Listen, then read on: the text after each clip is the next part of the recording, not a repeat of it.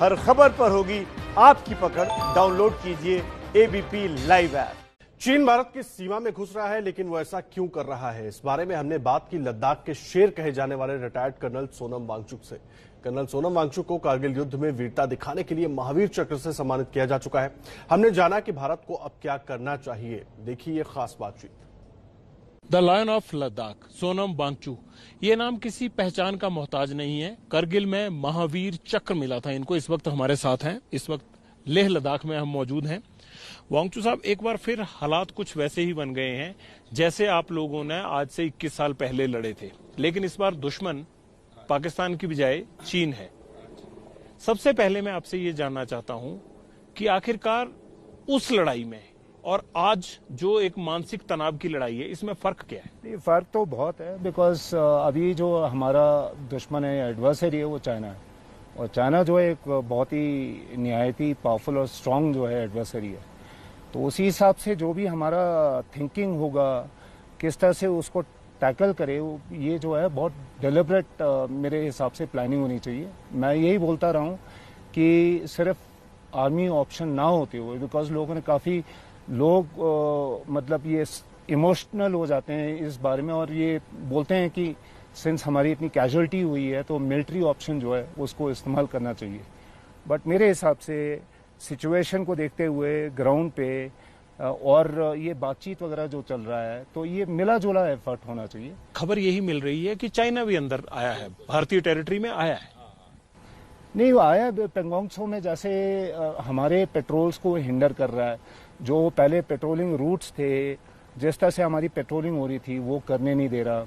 उसी हिसाब से वहाँ पे गलवान में और दूसरी जगह भी उसने यही किया। एंड अभी देप्सांग प्लेन्स में भी खबरें आ रही हैं कि वहाँ भी इंट्रूजन है। तो इसका जो इरादा है वो काफ़ी स्ट्रैटेजिक लेवल पे है। आपके हिसाब से इसको निपटने का बेस्ट जरिया क्या है? अगर आर्मी ऑपरेशन नहीं करना है, वॉर तो देखिए बहुत बड़ी बात होती है, कोई देश नहीं चाहता वॉर हो, उसमें बहुत नुकसान होता है, लेकिन इसको सबक सिखाने के लिए कोई प्लानिंग तो इस टाइम चॉकआउट करनी होगी ना? नहीं, चॉकआउट करना होगा, लेकिन ये जो है नी जॉक रिएक्शन नहीं हो सकता। प्लानिंग जो है, हमें भी लॉन्ग टर्म प्लानिंग सोचना पड़ेगा। इनका इंटरेस्ट क्या है, इनकी स्ट्रैटेजी क्या है एज ए नेशन, तो ये सारा हमारे समझ में आना बहुत जरूरी है। गलवान क्यों इंपॉर्टेंट है चीन के लिए इतना, और अभी चीन को इतना ज्यादा महत्वपूर्ण क्यों लगने लगा अचानक? गलवान का स्ट्रैटेजिक इंपॉर्टेंस है डेफिनेटली, बिकॉज गलवान जो है, आप देखेंगे इन केस मैप्स देखते हैं तो वो सीधा जाके शॉक जो रिवर है उसके साथ मिलता है, यानी शॉक वैली से जाके मिलेगा। एंड अगर शॉक वैली से मिलता है तो शॉक जो है बहुत ही हमारा एक इम्पॉर्टेंट वहाँ पे नोडल पॉइंट है उस तरह से। और फिर मतलब वो बोलते हैं कि वहाँ से सियाचिन भी एक्सेस कर सकता है।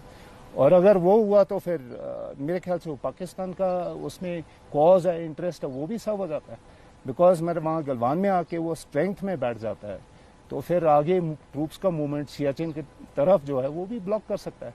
यानी दौलत बेग ओल्डी और सियाचिन के लिए जो इंडियन रूट है उसको ब्लॉक करना हो तो गलवान इंपॉर्टेंट है। हाँ, गलवान इंपॉर्टेंट है। एंड प्लस मतलब उसको फिर म्यूचुअली उसको स्ट्रेंथन भी कर रहा है। अभी वो खबरें हैं कि देप्सांग प्लेन्स में भी आ गया है।